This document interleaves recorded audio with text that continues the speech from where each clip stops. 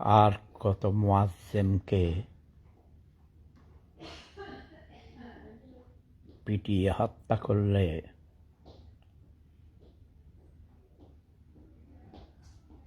তোমাদের অন্তরাত্মা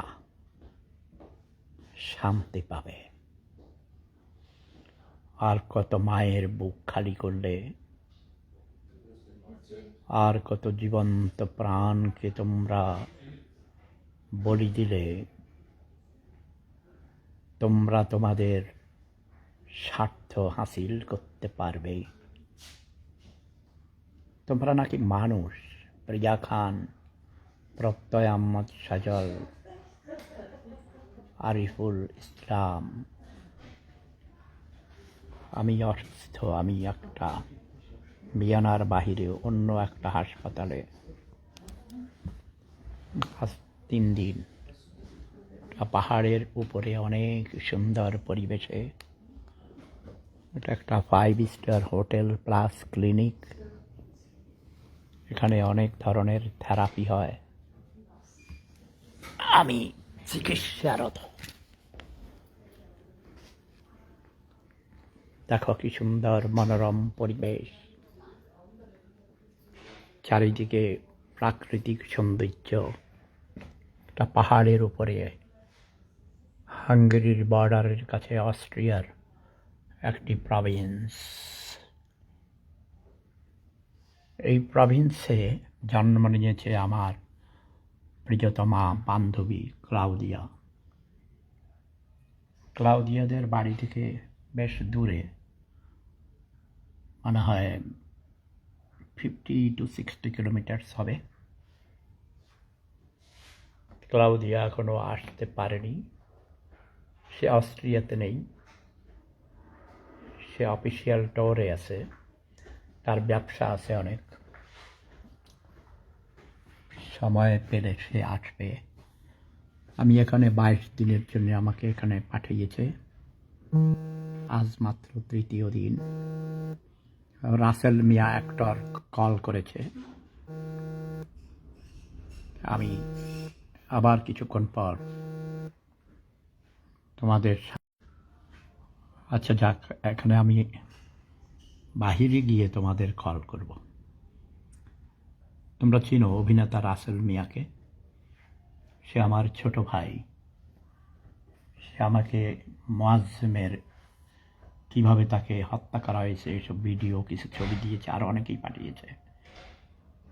আমার ছেলের স্বপ্নীল অনেক কান্না করেছে আজকে। এবং জাহাঙ্গীরনগর ইউনিভার্সিটি আমার প্রিয় ক্যাম্পাস, সেখানেও একটা ছেলেকে, সে নাকি ছাত্রলীগ করত, তাকে পিটিয়ে হত্যা করেছে জ্যান্ত মানুষকে। কিন্তু যে মুয়াজ্জেম, সে কোনো রাজনীতি করতো না শুনেছি, মেধাবী ছাত্র ছিল। তার মা বাবা মরে গেছে, এক ভাই ছিল, বড় ভাই পুলিশে চাকরি করতেন, তিনিও মারা গেছেন। মানে পৃথিবীতে তার আপন বলে কেউ ছিল না।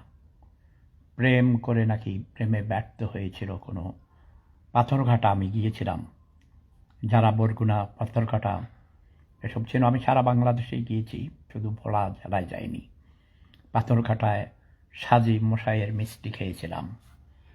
অনেক কথা, অনেক স্মৃতি। সেই বরগুনার কৃতি সন্তান, একটি ইনোসেন্ট বয়, একজন যুবক, কি সুন্দর তার চেহারা, সুন্দর দীর্ঘদেহী, নাদুস নুদুস চেহারা। আরমান হোসেন, ওয়েলকাম। তানভীর, বাকি যারা এসছ, আমার এই কথাগুলোকে শেয়ার করো। আমার জন্ম হয়েছে ভুল জায়গায়, আমার জন্ম হয়েছে ভুল সময়ে। এমনি আমার হার্টে অনেকগুলো অপারেশন হয়েছে, পেসমেকার আছে, নতুন ভাল যাকে বলা হয় হার্টস্ক্লাফে জার্মান ভাষায়। 2 মাস আগে আমি হাসপাতালে ছিলাম, নতুন জীবন পেয়েছি। এখনও আমার চিকিৎসার জন্যই এই হাসপাতালে আমাকে পাঠানো হয়েছে। এটা একটা ক্লিনিক, অনেক উন্নত মানের ক্লিনিক। তো আমি এখানে সব কিছু বলতে পারবো না, দেখাইতে পারবো না। কিছুক্ষণ পর আমার আরেকটা অ্যাপয়েন্টমেন্ট আছে, প্রতি ঘন্টায় ঘন্টায় অ্যাপয়েন্টমেন্ট। তারপর আমি তোমাদের সাথে কথা বলবো, বাট বলতে ইচ্ছে করে না। বাংলাদেশের কোনো খবর দেখতে আমার ইচ্ছে করে না। আমি আমার ডাক্তারকে অনেক আগেই বলেছিলাম যে বাংলাদেশ নামক একটা পশুদের দেশ আছে, ওই পশুদের দেখতে মানুষের মতো নাক, কান, চোখ, মুখ, হাত পাও সব আছে, মানুষের মতো সব কিছুই খেতে পারে, পড়তে পারে, কিন্তু আচরণ ওরা পশুর চেয়ে অধম। আরও আচরণে পশুর চেয়ে অধম। ক্ষমতার লড়াই, মরা গরু খাওয়ার জন্য যেমন কুকুরে কুকুরে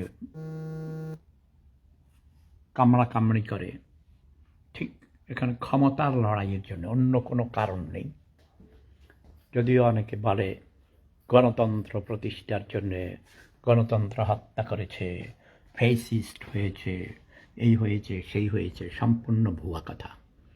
বলে নতুন করে নাকি দেশ স্বাধীন করেছে।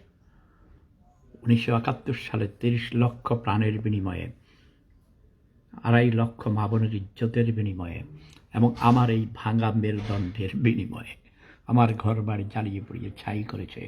আমার 500-র উপর কবিতার পাণ্ডুলিপি ছিল, আর অনেক লেখা ছিল, ছোট গল্প, উপন্যাস। মানুষ শুধু আমাকে শুধু কল করছে। তো এই 1971 সালেই আমরা দেশ স্বাধীন করেছি। এখন শুধু স্বৈরাচারের উৎখাত হয়, বারবার এক স্বৈরাচারকে উৎখাত করা হয়, আরেক স্বৈরাচার আসে। সেই জাতির পিতাকে হত্যার মাধ্যমে একবার স্বৈরাচারের পতন ঘটেছিল। এখন এই আমার কথা শোনার পর দেখছে আমি লাইভে, যারা আমাকে কল করছে, সে জঘন্য খারাপ রাজাকার, তার 14 গোষ্ঠী রাজাকার ছিল, সে আমাকে বিরক্ত করছে। আমির সাদি রাজাকার, তোর 14 গোষ্ঠী রাজাকার। স্টপ, ডোন্ট কল মি, ওকে? এটা অসভ্যের জাত, মানুষ নামের কলঙ্ক। বাঙালি জাত, এই জাতি কখনো মানুষ হবে না। তোরা মানুষ হ, ওকে? এই সাদি, ছোট লোক, বেয়াদব, আমি কথা বলছি, তুই কল করছিস কেন? তুই তো রাজাকার, তোর 14 গোষ্ঠী রাজাকার ছিল। Get lost, stupid. আমার এখন ডাক্তারের সাথে আবার অ্যাপয়েন্টমেন্ট আছে, তাই আমি বিদায় নিচ্ছি। পরে আবার তোমাদের সাথে কথা হবে, বাট ইচ্ছা করে না তোমাদের সাথে কথা বলতে। আমি ঘৃণা শব্দটা বলি না, কিন্তু আমি এই তোদের মতো অসভ্য বাঙালি জাতিকে অন্তরের অন্তরস্থল থেকে ঘৃণা করি। আমার দেশকে আমি ভালোবাসি, কিন্তু তোদের মতো পশুর চেয়ে অধম, মানুষ নামের কলঙ্ক, তোদেরকে আমি ঘৃণা করি, ঘৃণা করি, ঘৃণা করি। তোদের আমি ঘৃণা করি, তোদের আমি ঘৃণা করি। তোরা পশুর চেয়ে অধম, তোরা মানুষ নামের কলঙ্ক। লাভ ইজ পাওয়ার, প্রেম ধর্ম সেরা ধর্ম। তোদের এই অসভ্য ধর্ম তোদের অমানুষ করেছে। তোরা যেই ধর্মের কথা বলিস, সেই ধর্ম তোরা অন্তরে লালন করিস না, পালন করিস না। তোরা ধর্ম নিয়ে রাজনীতি করিস। তোরা অসভ্য প্রাণী, তোরা কোনো মানুষের মধ্যে পড়িস না। তোদের চেয়ে কুকুর বা অন্যান্য প্রাণী 1000 গুণ ভালো। তোরা মানুষ হ, তোরা মানুষ হ, তোরা মানুষ হ। লাভ ইজ পাওয়ার, প্রেম ধর্ম সেরা ধর্ম।